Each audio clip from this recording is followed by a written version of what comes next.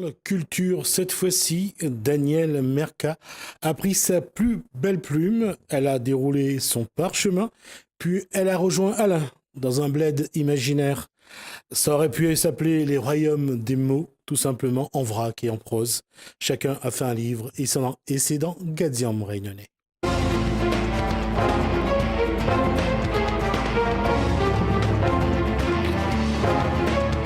On va pas déroger aux règles, on va d'abord présenter la dame. Bonsoir Danielle Merca. Bonsoir. Bonsoir Alain Bled.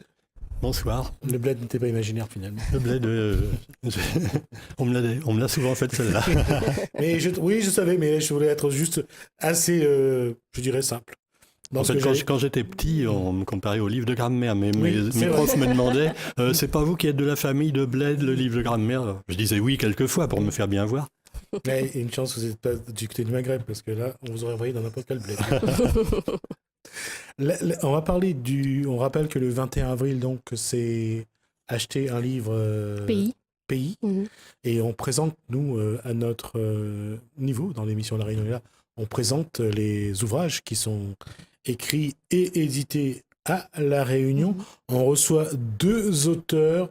Alors, j'ai eu que la couverture d'Alain Bled. Si la régie veut m'envoyer le royaume des mots à l'écran, voilà donc on peut montrer. Donc le royaume des mots. On va commencer tout de suite. Royaume de mots. Mots, c'est le nom du monde imaginaire. D'accord, royaume de mots. Qu'est-ce que j'ai dit moi là? Et il y a plusieurs royaumes des dedans. mots, d'accord. Merci à la régie. Donc la question, comme je disais, alors le royaume de mots pour le monde. Ce sont des mondes imaginaires, mais en fait qui ont toujours un rapport avec la réalité, que ce soit la réalité de la Réunion ou du monde entier. En fait, tout ce qui est fantasy, science-fiction, oui, c'est pas seulement du rêve. Et vous allez être surpris de voir que parfois, écrire de la science-fiction, ce n'est pas quelque chose donné seulement à... C'est compliqué, surtout quand le roman est assez long. Moi, j'ai remarqué que j'ai pas pu pendant longtemps écrire de romans, parce qu'on est pris par la vie de famille, par la profession. J'écrivais beaucoup quand j'avais 20 ans. J'ai pas pensé à vous séparer à partir. Non, j'ai participé à pas mal à des associations d'écrivains, à La Réunion, l'ADER, l'UDIR, qui sont devenus des amis. Je suis fier de les avoir parmi mes amis, mais moi-même, je n'ai pas eu le temps d'écrire, puisque j'étais en fait avant tout agent de voyage. J'ai été correspondant au quotidien. Il y avait la vie de famille également. Alors j'ai écrit beaucoup, mais pas au long cours, on va dire. Donc des petites nouvelles, des poèmes. Alors, le royaume des mots, c'est des jeunes, souvent des héros qui viennent de mondes différents, il y en a 3. Voilà, il y a 3 royaumes, même 4, en fait, il y en a un qui est coupé en 2 par un isthme, et les rois de ces pays sont finalement assez antipathiques pour la plupart. Ils veulent garder leur puissance. Et puis, il y a une instance suprême, donc, qui pourrait être comparée à l'ONU, et qui est un peu impuissante à résoudre tous les problèmes de mots. Et il y a pas mal de petites allusions, plus ou moins voilées, à ce qui est dans la réalité des choses. Donc, il y a 3 mondes, personnalités de 3 mondes, de 3 pays différents, qui vont se retrouver, plus ou moins par hasard, pour essayer de régler les problèmes de mots. Il y a un professeur, donc, et là il y a un petit peu l'opposition de la science et de la religion, toujours, le professeur qui scientifiquement veut découvrir des secrets qu'il y a dans les monts infinis, donc une montagne quasiment, on ne voit pas le sommet. Et puis il y a également un jeune prince qui déteste son père, qui est quelqu'un de vulgaire, le roi, donc, et qui veut s'enfuir, et qui tombe amoureux d'une jeune guerrière, d'une jeune fille qui est une combattante aguerrie. Et ils vont tous, ainsi qu'un pirate également, qui veut lutter pour l'indépendance de la région d'un autre continent. Tous ces gens-là vont finir par se regrouper et puis essayer de percer les secrets du monde, des monts éternels. Alors, à travers ça, il y a des choses au second degré, au premier degré, et ça peut convenir aussi bien à des jeunes lecteurs qu'à des plus âgés. Alain Bled, la sagesse appelle à l'union. La sagesse doit appeler à l'union, à la solidarité. Bien sûr. Et là, on s'aperçoit que des gens qui sont finalement de mondes différents, qui sont séparés depuis des générations par la mer, que c'est quand même un peu moyenâgeux. Il y a quand même des choses, il y a des choses qui sont miraculeuses, magiques, mais il y a aussi des choses, il n'y avait pas la technologie, c'est pour ça que c'est pas de la science-fiction, c'est de la fantasy, héroïque fantasy plutôt. Et donc, tous ces gens-là vont finir par s'unir pour le bien commun de la planète en essayant de découvrir réellement des vérités et pas seulement des superstitions qui permettent aux puissants de rester au pouvoir. Toujours avec cette façon de dire que lorsqu'on part dans un combat, lorsqu'on mène une lutte, on va à la découverte de soi, d'une part, mais aussi on va à la découverte de l'autre, et que normalement ça doit amener à une union, à une solidarité, à un vivre ensemble. Absolument, ouais. C'est ça. Donc on peut le lire comme ça, et effectivement c'est le sens un peu du livre. C'est différents degrés. Il y a le degré roman d'aventure, c'est un peu un road movie moyenâgeux, on pourrait dire. Et puis il y a le côté, si on regarde de plus près, tiens, là il a voulu dire quelque chose de... voilà, c'est pour ça que j'aime bien quand il y a plusieurs niveaux. Pour moi, c'est ça la fantaisie. Quand même, je dis comment je suis arrivé à ça. J'écrivais des choses beaucoup plus sérieuses, et puis, quelquefois. Et puis, un jour, je suis tombé amoureux de Game of Thrones à la télé, en même temps que j'ai rencontré Daniel Merca, Marie-Daniel Merca, qui était invité donc sur la petite radio où je travaille dans le Sud. Et alors, les deux ont fait tilt. Donc, j'ai eu comme muse Marie-Daniel, et puis comme maître un petit peu absolu, George Martin. On peut dire ça comme ça. Et du coup, j'ai dit, je vais écrire un roman de fantasy. Et puis, je m'y suis mis tous les matins à 4h du matin, pendant plusieurs mois, avec de la documentation à trouver partout, évidemment, parce que c'est ça qui est très difficile, vous parliez tout à l'heure, c'est faire un roman par rapport à une nouvelle ou un poème. C'est que il faut que ce soit crédible d'un bout à l'autre, donc pas avoir de contradiction. Et je trouve que vous avez beaucoup bouquiné parce que votre héroïne ressemble beaucoup à Zelda. C'est ça. C'est vrai, c'est aussi une des héroïnes des jeunes dont on voit qui s'intéresse à ça. On a une influence automatiquement, même inconsciente, même inconsciente de choses qu'on a lues, qu'on a vues.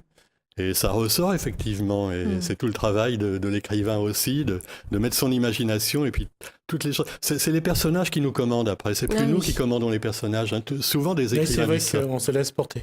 C'est le personnage, je ne savais pas ce qu'il allait faire au départ. J'ai commencé le roman et honnêtement, je ne savais pas comment ça allait se terminer. Alors on me dit quelquefois, non mais il ne faut pas faire ça, il faut faire un plan. D'autres vont vous dire non. Stephen King, je crois, dit qu'il ne faut pas faire de plan. Mais il y en a d'autres qui vont vous dire le contraire. Il n'y a pas de recette. Si on ne fait pas de plan, ça doit aller dans les chemins qu'on veut au moment où on le veut, c'est normal. Mais oui, inconsciemment même. Surtout dans tout ce qui est l'horreur. Stephen King est excellent à ce niveau-là. Daniel Merca, où est la plume, où est le parchemin? Alors, la plume et le parchemin, en fait, c'est une maison d'édition que j'ai créée en 2013 et qui accueille aujourd'hui donc Alain et ses royaumes de mots. Donc voilà. Et aujourd'hui, acheter un ouvrage, un livre pays, est-ce que c'est quelque chose qui prend un sens à un moment ou à un autre, ou aujourd'hui l'auteur réunionnais a toujours autant de mal à se faire connaître du public local et à présenter ses ouvrages? En fait, ce qu'on fait, c'est dans un genre qui n'était pas vraiment développé sur l'île. Donc, fantasy, fantastique. Oui, c'était nouveau. C'était pour ça que tu t'es lancé là-dedans à corps perdu. Bien sûr. Donc, le but, c'était ça, c'est d'avoir une structure fiable sur l'île qui puisse accueillir les jeunes écrivains. On a une tradition de fantastique dans l'île. Il y a Grand Mercal, il y a Tigean, tout ce que vous voulez, mais des créations actuelles et nouvelles, de la science-fiction, l'avenir, tourner vers l'avenir. Je disais un jour à Alain Gilly, mais on a l'impression que les Réunionnais ont peur de l'avenir, ils parlent toujours du passé. Alors il ne faut pas oublier le passé, bien sûr, il n'est pas question, mais l'avenir et le présent, ça compte aussi, et il faut faire des choses un petit peu qui innovent. Alors, quand on parle d'innovation, quels sont les ouvrages qu'on pourrait présenter sur ce plateau? Alors, vous allez me les passer, je vais les montrer. Bien sûr. Alors donc, ici, on a Kim Amiano qui a sorti le 2e tome. Oui, un 2e tome. En l'an 2513. Bon, je vais monter ici, alors je vais voir si... Voilà, donc je vais enlever la main. Elle est actuellement sur le salon de Paris. Oui. Donc, alors oui, je rappelle juste qu'il y a le salon du livre à Paris actuellement, et qu'il y a une délégation Exactement. de La Réunion. On va continuer à regarder les autres écrivains locaux. Alors ça, c'est moi. Donc j'écris, je publie aussi. Donc je fais aussi des livres pour les jeunes. C'est vrai que ça va vachement intéresser les jeunes qui adorent Zelda et qui adorent également les mangas. Oui. Les mangas japonais. Donc, alors ça se passe sur l'île. Ouais. Donc il faut aussi savoir, on a des textes en fait qui se passent sur l'île, des textes qui se passent ailleurs, des textes qui se passent dans des mondes qu'on crée de toutes pièces. C'est de l'universel en fait. Voilà. D'accord. Et puis c'est pour montrer aussi que par rapport à ce que disait Alain Bled, c'est que on ne reste pas sur le passé, on reste pas sur l'histoire de la Réunion, mais on essaye de sortir, d'avoir un peu d'imaginaire aussi. Ben, le but c'est vraiment de faire en sorte livres, que... je vais les montrer. Le but c'est de faire en sorte qu'on s'ouvre au monde en fait. Alors Mandala détente. Pour ceux qui ont envie de s'amuser, voilà un coloriage. C'est du coloriage tout simplement. C'est du coloriage. Ouais. Donc là c'est une auteure qui est au Québec. D'accord. Voilà, donc le but est, comme je le disais, c'est vraiment de s'ouvrir au monde. Donc j'ai des auteurs de l'île, des auteurs de métropole, de Belgique et aussi plus loin, Québec. D'accord. Alors à la croisée des destins, c'est un auteur belge. D'accord. Qui a une vingtaine d'années. Qui a déjà sorti son tome 2. À la croisée des destins. Je ne sais pas ce qu'il y a dedans, donc je ne vais pas dire de bêtises. Alors, les autres, ce sont des livres pour enfants. Alors là, c'est un livre français et créole, donc de Marie Carpentier. Nous, on bouge un petit coin. La Catamarie. En fait, elle raconte ses propres histoires quand elle était enfant. Donc, c'était une vraie cata. Ah oui, c'est une gaffeuse. Donc voilà, donc elle a une série de livres comme ça où elle raconte ce qu'elle a vécu. D'accord. Ça, c'est donc... Alors, Déviation, c'est un recueil de nouvelles à la Stephen King. Voilà, c'est un auteur... C'est un auteur de métropole. D'accord. Et voilà, donc science-fiction, horreur, fantastique. Et le dernier, Cancer, chimio, champagne. Donc c'est pour dire qu'on j'avais vu ça. Ah, d'accord. Oui. Et c'est Rokhaya Payet, donc... qui raconte, bien sûr, l'épreuve qu'elle a traversée. Et on est très content pour elle parce qu'elle a réussi à s'en sortir. Et ça fait vraiment plaisir pour Rokhaya. Donc voilà, on a aussi une... Cancer, chimio, champagne. Une collection, en fait, qui parle de choses un peu plus réelles, on va dire, un peu plus graves. Et donc, voilà, c'est ouvert aux femmes.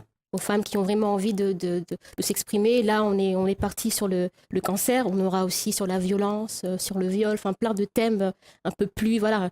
C'est vrai qu'il faut aussi avoir des livres comme mots pour pouvoir s'évader, rêver, mais il faut aussi avoir des livres pour pouvoir parler de choses un peu plus graves, bien sûr. Je n'ai pas cité le steampunk. Le steampunk, il n'est pas là. Parce qu'il y a quand même des auteurs également qui ont fait des trucs super. Moi, je pense à Michel Etève. Oui. Des auteurs, en fait, on présentera encore, en tout cas, une autre. Il faudra nous inviter un par un, pour faire 20 minutes pour chacun. Ah non, si c'est pour vous inviter un par un, ça me pose pas de problème. Mais la question, c'est qu'on trouve des auteurs qui parlent aussi de ce qui fait aussi l'actualité. Le problème, aujourd'hui, par exemple, au Salon de Paris, aujourd'hui, comment ça se passe? Est-ce qu'on a des nouvelles de ce qui se passe sur le Salon de Paris? Oui, j'en ai tous les jours. Ça se passe très bien, très très bien. Les auteurs sont très très contents. La presse est là aussi, donc ça c'est vraiment bien.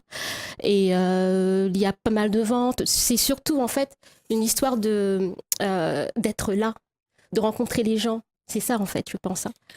Et puisque vous êtes là et puisqu'on en parle justement, la question est plus simple pour moi, c'est comment faire pour que le livre pays soit plus à la page des Réunionnais. Il y a déjà, je crois que vous en parliez d'ailleurs dans la précédente émission, vous aviez invité des gens du Salon du Livre. Claudine Serre Je disais, il y a de tout, déjà, c'est formidable. On a quand même beaucoup de livres pour enfants, des livres qui se vendent bien, des livres de cuisine. Mais c'est pas qu'une question de vendre des livres, il faut aussi faire des romans, des nouvelles, et pourquoi pas de la poésie, qui malheureusement, c'est un genre qui marche pas du tout en métropole non plus, et c'est bien dommage. Et les romans... C'est d'autant dommage que cette année, nous fêtons le bicentenaire de la naissance de Lecomte de Lisle à La Réunion, et c'est vrai que il y a des choses qui méritent d'être réécrites, d'être rééditées, d'être lues. En nouvelles, il y en a eu récemment, il y avait Cagnard par exemple, mais bon, il n'y a pas assez, et puis en roman, c'est difficile. On voit bien, même les grandes maisons d'édition qui travaillent à La Réunion ont une série de romans, mais bon, c'est moins évident à vendre qu'un livre de cuisine par exemple, c'est sûr. Quoique, après c'est relatif. Je pense après c'est une question aussi de présentation. Je pense qu'il y a aussi un fait, c'est que votre milieu, votre secteur d'activité est un peu discret en termes d'information, de communication et de promotion. Et je pense que les gens, lorsqu'ils verront les livres que vous avez, je pense qu'ils viendront vers vous. Les gens aiment beaucoup chiner, aiment beaucoup chercher les livres, et je pense qu'il y en a qui aiment bien ça, quoi. Bien sûr. On va terminer là-dessus parce qu'il va me rester 4 minutes. Alors, pour, Ah oui, il fallait faire un petit peu bien ce qui se passe le 21 avril. Oui, alors, allez-y. Pour le livre pays. Je lis. Vas-y. Le samedi 21 avril, j'achète un livre pays. Alors, vous pouvez aller dans plein de librairies. Alors, pour ce qui nous concerne, nous, il y a la librairie La Nouvelle Colombe au Tampon de 9h à midi et puis ensuite à la médiathèque du Tampon de 13h30 à 15h30. Je serai présent. Ici, avec... oui, je ne sais pas où je le montre. C'est moi qui vais le montrer, parce que votre caméra est... Et je serai avec qui... En fait, je demandais à la régie si elle peut m'envoyer de nouveau la couverture du livre, parce que c'est de ça qu'il s'agit. C'est le royaume de mots. Donc j'espère le revoir dans un instant à l'écran. Allez-y. Au Tampon le 21 avril. J'attendais, on va voir que la régie, voilà. La régie nous envoie. Merci à la régie. Au Tampon le 21 avril, et je serai avec Kim Amiano, qui elle a un grand succès au Salon du Livre actuellement, donc elle va me pousser aussi. C'est bien. Et puis il y aura la Fnac à Saint-Benoît avec Rocailla, l'après-midi, le Fnac Saint-Benoît, l'après-midi.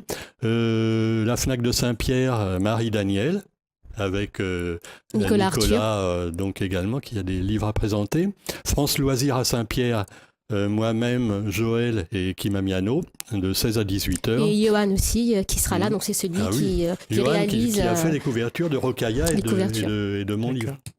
Il fait de très belles couvertures, le frère de Marie-Daniel. Ah d'accord, on aura l'occasion de le recevoir. Oui, bien sûr, c'est avec plaisir. Pour parler de ses œuvres. Puis il y aura une journée au Ciné Cambay également le dimanche 22. Donc pour nous, ça va continuer aussi le 22, donc on sera là-bas, au Ciné Cambay, et puis on va pouvoir... présenter les livres et accueillir tous ceux qui ont envie de voir. Sinon, on va continuer à en parler sur Facebook. Puis bientôt, tu auras ton site sur Internet. Bientôt, voilà. D'accord, on a fait le tour. Je pense. Merci. On a rien oublié. Le tour, oui, on va pas changer la fin. Je vais vous laisser retourner dans votre bled. Merci. Voilà, il est bien. Pourquoi pas. Histoire de faire sourire. En tout cas, merci à vous. Merci à vous. Merca et Alain Bled, d'être venus parler d'ouvrage. Et c'est toujours rafraîchissant de voir qu'il y aura toujours des personnes capables d'aller chercher des fraîcheurs ailleurs ou d'avoir de l'imaginaire pour parler d'aventure et nous faire nous évader de ce quotidien parfois un peu ordinaire. Vous restez avec moi, on va passer on va continuer, mais on va revenir avant, on va faire la transition. Lors de l'Assemblée Générale du CSAPR, comme je vous disais tout à l'heure, le CSAPR qui est donc le collectif des syndicats et associations professionnelles de La Réunion, le vice-président Éric Marcelli a pris le micro et a exhorté les chefs d'entreprise à se battre un peu plus pour leur cause. Quel est le mot d'ordre d'Éric Marcelli ? Mon mot d'ordre à moi, c'est que j'aimerais que les artisans, les commerçants, les professions libérales, tous les travailleurs indépendants prennent en charge leur vie, leur avenir, qui donnent du sens à leur vie. Parce que derrière eux, il n'y a pas que ça aujourd'hui. Il y a leurs enfants et arrière-petits-enfants. Aujourd'hui, c'est nos retraités qui souffrent. Ils ont travaillé toute leur vie et ils doivent cotiser pour ceux qui vont aller à la retraite. C'est pas normal. Donc comme ils ont travaillé toute leur vie, ils doivent se reposer et mériter de leur labeur.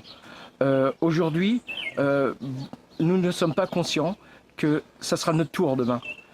Donc ne restez pas seul. Rejoignez le CSAPR et donnez du sens à votre vie. Mon mot à moi, c'est donner du sens à sa vie et être acteur de sa vie. N'attendez pas que l'État fasse tout pour vous. L'État-providence, c'est fini. Donner un sens à sa vie aujourd'hui, c'est surtout, face à l'État, surtout prendre toutes les dispositions, je pense, pour que l'État ne soit pas toujours une machine à prendre de l'argent à l'entreprise. Exactement. Parce que depuis des années, depuis que la France a été reconstruite, le citoyen attendait tout de l'État. On attend tout de l'État qui nous donne une allocation, que ce soit logement ou une allocation chômage. Mais si on se remettait au travail, si on reprenait nos valeurs de la France, c'est ce qui a fait rayonner la France dans le monde entier, ça partirait beaucoup plus. Dans la démarche, dans la stratégie, comment les chefs d'entreprise doivent travailler ensemble justement pour faire face à toutes les vicissitudes d'une gestion? Alors, on parle beaucoup de chefs d'entreprise, de gestion.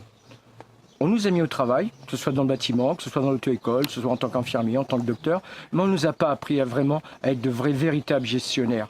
Nous sommes des hommes de terrain. Et si on veut apprendre la gestion, il y a des cours pour ça, il y a des formations pour ça, il y a des gens qui sont là pour nous aider.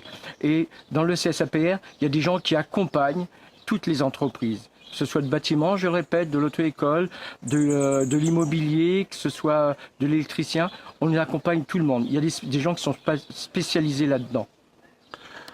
Aujourd'hui, pour les chefs d'entreprise ou les porteurs de projets, pour les futurs chefs d'entreprise, comment doivent-ils se préparer à gérer leur entreprise? Ce n'est pas facile, parce que la liberté coûte cher.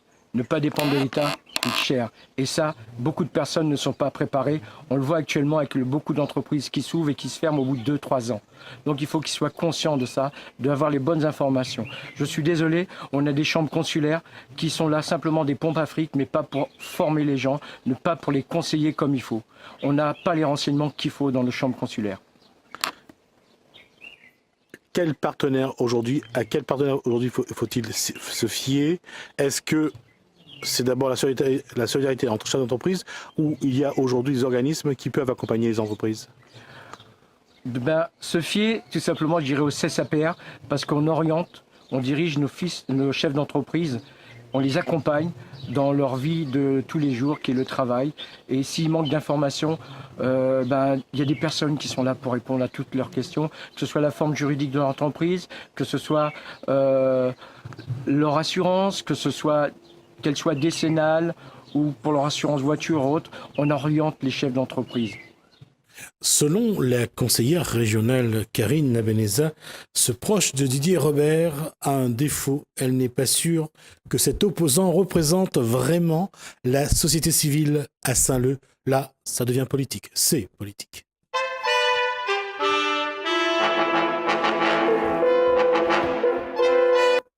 Vincent Defaux, bonsoir. Il y a un défaut ou pas selon Karine Nabeneza? Peut-être dans mon nom, mais qui n'a pas de défaut, j'allais dire, n'est-ce pas? Non, on me l'a fait souvent celle-là. Mais Karine Nabeneza, elle fait la politique de caniveau. Moi, j'essaye d'aller vers le haut niveau. Voilà. Donc, mais bon, ça reste une bataille politique. En tout cas, c'est une bataille politique à travers souvent les courriers de lecteurs, bien sûr, les tribunes, ou des conférences de presse, et des actions aussi médiatiques que j'essaye de mener avec le groupe de la société civile de Saint-Leu, parce que je suis un contribuable saint-leusien. Pour répondre à mes détracteurs, je suis un contribuable saint-leusien, j'ai vécu à Saint-Leu, à Piton-Saint-Leu également, mes enfants font les activités sportives et culturelles à Saint-Leu, je suis originaire de la Chaloupe Saint-Leu, donc je dirais que comme je paye les impôts à Saint-Leu, je n'ai pas de compte à rendre, enfin sauf aux impôts justement, mais je me considère comme un citoyen saint-leusien et je le suis. La question est que la situation on est à 2 ans des municipales. Oui, c'est vrai, 2 ans, 2020. On parle peut-être d'un report en 2021, mais pour l'instant... Mais on est pour l'instant, le gouvernement maintient 2020. Oui. Mais juste avant, on va partir de 2015 à aujourd'hui. Il y a ce projet de la route du littoral, de la nouvelle route du littoral, qui fait beaucoup débat, qui a usé beaucoup de salive. Beaucoup d'encre aussi. Beaucoup d'encre, donc beaucoup d'écrits. Aujourd'hui, la région a le dit. Alors, je pose la question, est-ce qu'il y aura du retard ou pas sur ce chantier? Écoutez, moi, ça tombe bien que vous posiez cette question, monsieur Ramadou, puisque je ne représente pas la région ce soir. Je suis un citoyen saint-leuzien qui vient donner son point de vue sur Saint-Leu. Et justement, je permets l'occasion pour dire que finalement, cette équipe qui est en place à Saint-Leu, cette équipe politicienne, elle est responsable, elle serait responsable si jamais il y avait un retard de la livraison de la route, puisque Thierry Robert et ses acolytes font tout pour empêcher l'ouverture de la carrière de Bois-Blanc. Et donc, il est le responsable de cet éventuel retard. En tout cas, c'est clair que la digue, elle n'est pas encore aussi... dans le chantier, va pas aussi loin que prévu. Donc, effectivement, Thierry Robert a une part, le maire de l'ex-maire, le député de Saint-Leu a une part de responsabilité, puisqu'il veut tout et son contraire. Il est d'accord pour la route, mais pas de carrière, alors qu'il faudrait justement ouvrir une carrière à Ravine-du-Trou, Bois-Blanc, à Saint-Leu, donc sur sa commune, et cette carrière en plus créerait de l'emploi. Alors que lui-même, à côté, vous savez, il y a un grand magasin qui s'est ouvert à Saint-Leu, et on a fait une véritable carrière pour construire cette grande surface, et lui, il était partie prenante, donc de deux choses l'une. Il fait de la politique politicienne parce qu'il est adversaire du président de région, et par contre, quand ça sert ses intérêts, il est d'accord pour faire un trou dans la falaise ou sur un terrain à Saint-Leu. D'autant plus que lui-même, par le truchement de ses sociétés de transport, il est aussi actionnaire dans le groupement de transport de la route du littoral, au niveau donc de l'aménagement, de l'acheminement des galets. Oui, on rappelle aussi que lui, le député de Saint-Leu et sa famille, je crois, ont également une société de transport. Bien sûr, ils sont transport Robert, je crois. Enfin, ouais. Bref, peu importe le nom, mais disons que eux aussi sont partie prenante donc dans l'acheminement des galets, dans le groupement de transporteurs. Et moi, en soi, je vois pas d'inconvénient. Mais on peut pas d'un côté vouloir mettre ses camions sur la route, transporter des galets, et puis empêcher qu'une carrière se fasse non pas à Bois-Neuf, mais à côté, justement, à Bois-Blanc, Ravine-du-Trou. Et je trouve que c'est de la basse politique. Et moi, je veux sortir tout ça, et j'appelle les citoyens saint-leuziens, donc la fameuse société civile, à se prendre en main et qu'on se réconcilie avec les politiques, parce que c'est avec ce genre de comportement politique de Thierry Robert qu'on éloigne les citoyens de la politique. Et moi, je veux faire l'inverse, rapprocher les citoyens des élus, de la chose publique, des élections, qu'on prenne plaisir, comme moi, je prends du plaisir à faire de la politique, tout simplement. On va tourner une page, on va parler de Saint-Leu, mais que de Saint-Leu et non plus de la route du littoral. Bien sûr. Aujourd'hui, comme vous voulez. Non, ça sera plutôt comme veut Vincent Defaux, et je pense que ça va lui faire plaisir. Vincent Defaux, aujourd'hui, vous représentez la société civile et vous représentez... Je ne représente personne à part moi-même. Je suis à l'initiative d'un collectif. Oui, mais vous êtes quand même celui qui est à la tête d'une opposition municipale. Extra-municipale. C'est-à-dire, je ne siège pas au conseil municipal. Vous ne siégez pas au conseil municipal, mais vous êtes celui, en tout cas, qui porte la parole d'une opposition à d'abord Thierry Robert et aujourd'hui à Bruno Domaine qui a succédé au poste de maire. Et à Karine Naménéza, que je salue au passage. Et Karine Naménéza, qui est directrice de cabinet, directrice de cabinet de Thierry Robert. DGS, enfin super.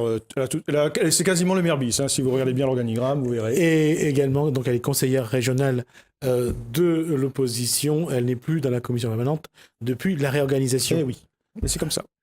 C'est la démocratie. Sans une certaine point d'ironie, oui, je pense qu'elle aussi. Euphorie chez vous.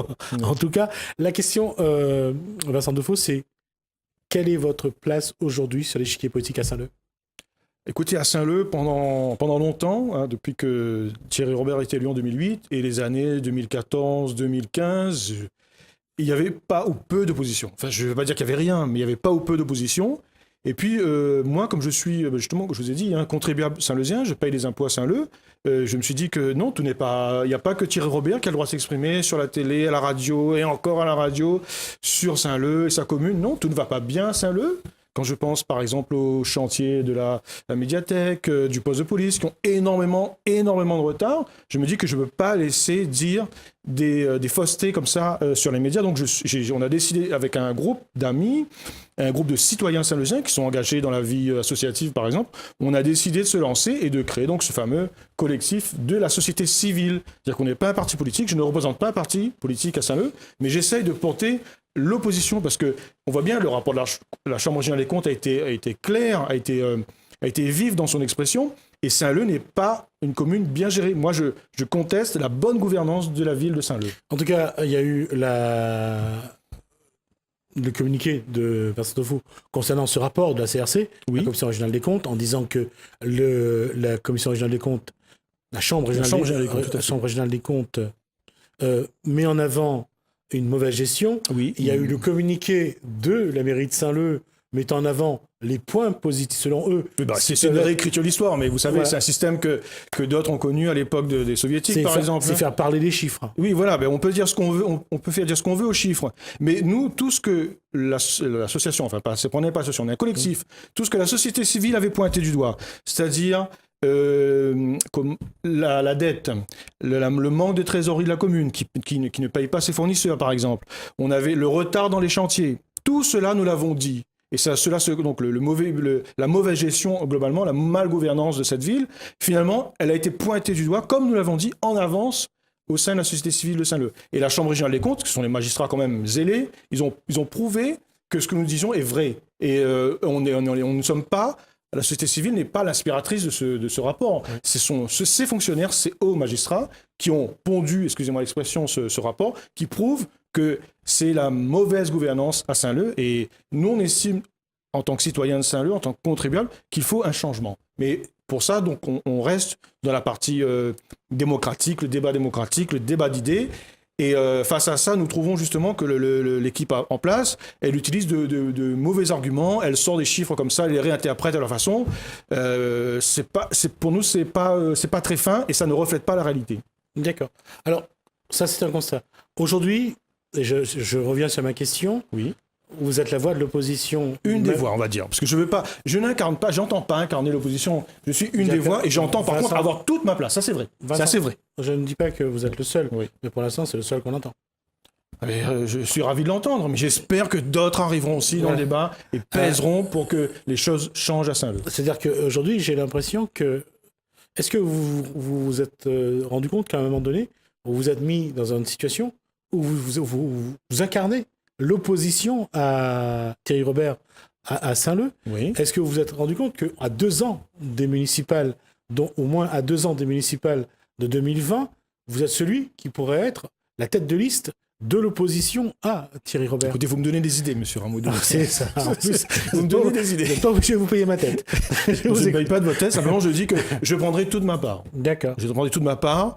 Et ce qu'il faut pour que ça marche à Saint-Leu, mais ça je dis devant tout le monde, il n'y a pas de souci à l'écran, c'est qu'il faut qu'il y ait une volonté de changement populaire. Il faut que l'habitant de Grand Fond, de la Chaloupe, qui veuille un changement.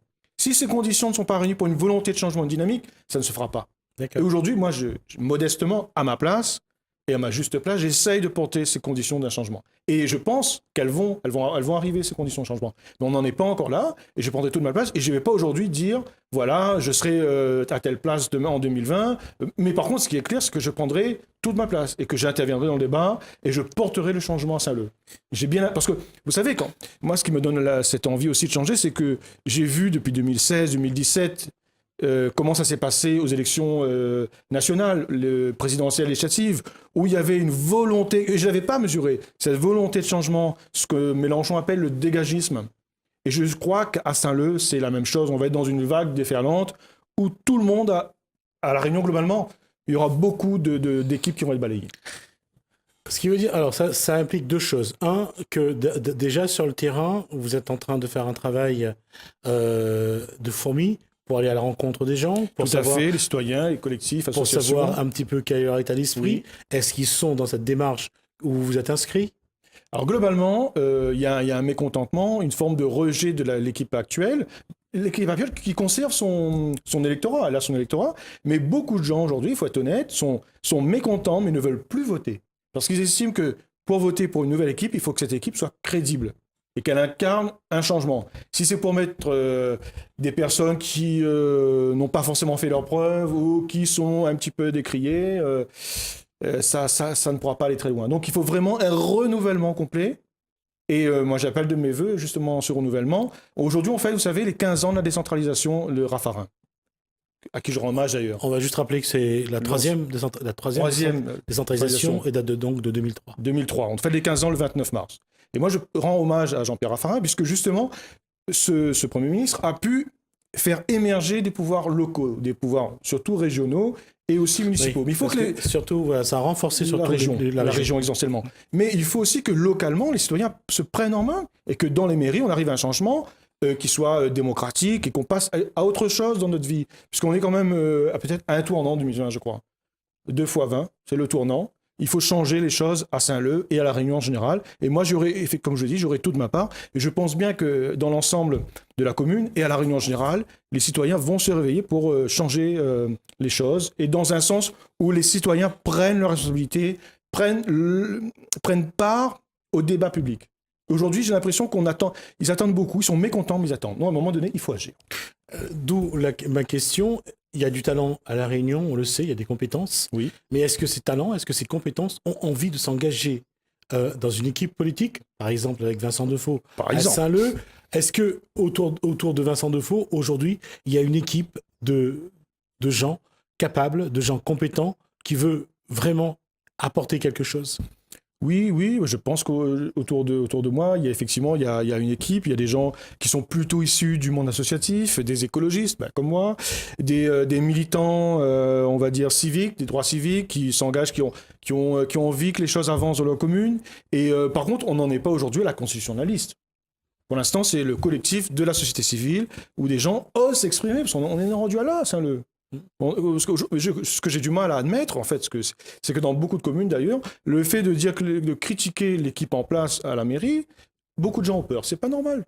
La Réunion, on est passé, on est passé de l'équipe de commandeurs. Donc c'est vrai dans la plupart des collectivités. À la Réunion. Mais quand on voit dans d'autres départements, on n'est pas dans ce degré de peur. Prosper Ève, l'historien, fait un livre qui s'appelle « La Réunion lit la peur ». Et on est encore bientôt en 2020 dans ce registre où on a peur de ce que l'autre va dire, du maire, du conseiller. Non, exprimez-vous, lâchez-vous dans un cadre légal, dans un cadre démocratique, par votre bulletin de vote, mais montrez que vous avez la capacité d'agir. Et à Saint-Leu, c'est le cas de la société civile de Saint-Leu. Donc on est un collectif où on essaye de porter la parole de la démocratie, de l'environnement, du respect de la loi. C'est un début. Et ça commence comme ça. Et cette démarche-là, il va falloir aussi le faire sur le terrain à Saint-Leu, dire aux gens de ne pas avoir peur de dire ce qu'ils pensent. De dire ce qu'ils pensent, de s'exprimer, de venir à des réunions, de mettre sur papier toutes leurs revendications, de monter des projets aussi. Je pense par exemple aujourd'hui dans les domaines de l'environnement, même si les contrats aidés, on voit que on est en fin de cycle, il faudra peut-être envisager, vous avez reçu tout à l'heure un spécialiste de l'environnement, il faut que les citoyens se prennent en main justement sur ces deux notions-là, de l'aide à la personne, de la protection en général, par exemple des animaux aussi, il y a beaucoup de choses qui se font, et il faut que les citoyens se prennent en main, je crois, oui. Et aussi de vérifier que leurs droits sont bien appliqués et sont bien respectés. Ça, c'est aussi très important, à mon avis. Alors, il nous reste 2 minutes, Alain Defaux. Qu'est-ce que je viens de dire là? Alain, à la place de Vincent. Ouais, attention. C'est mon oncle, mais donc que je salue au passage. Je me suis rendu compte de ça après. Bien sûr, il n'y a pas de souci. On a le feu politique également. Il n'y a pas de problème. Quelle va être la stratégie pour préparer le terrain? Comment va travailler Vincent Defaux? Comment ça va se mettre en place jusqu'à 2020? Il y a plusieurs champs. Déjà, je vais continuer, moi, à faire du terrain, rencontrer les Saint-Leusiens, ceux de Piton, ceux de la Chaloupe et des Écarts, et voir avec eux tout ce qui ne va pas. Me comporter finalement en lanceur d'alerte. Chaque fois quelque chose qui ne va pas forcément dans les services municipaux, hein, mais même, par exemple, le nettoyage des ravines, d'autres divers soucis des chemins ou des rues qui sont un peu défoncés qu'il faut refaire. Enfin, c'est des choses concrètes de la vie de tous les jours. Ou bien des gens qui ont des soucis dans l'emploi, le logement, enfin bref, ce qui revient souvent. Donc, c'est les rencontrer, voir avec eux ce qui va mal et qu'est-ce qu'on pourrait faire. Et élaborer un projet pour la commune.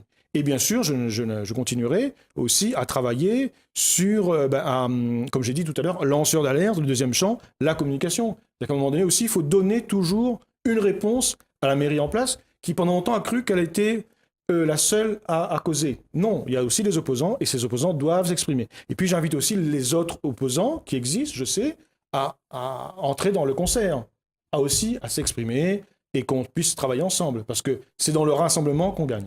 Si c'est la division, on ne va pas aller très très loin. Et comme on dit, l'union fait la force.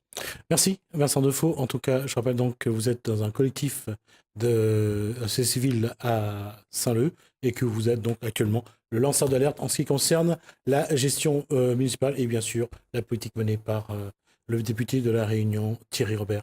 Merci à vous. Merci à vous. On aura l'occasion en tout cas d'y revenir d'ici la fin de l'année. Je pense que d'ici 2020, on aura souvent l'occasion d'en reparler. Merci à vous de nous avoir suivis. Merci donc pour votre fidélité. Je remercie également la régie, François et Hélène. Je vous dis, portez-vous bien. Commencez bien votre soirée sur Télé Créole. Je vous dis à demain.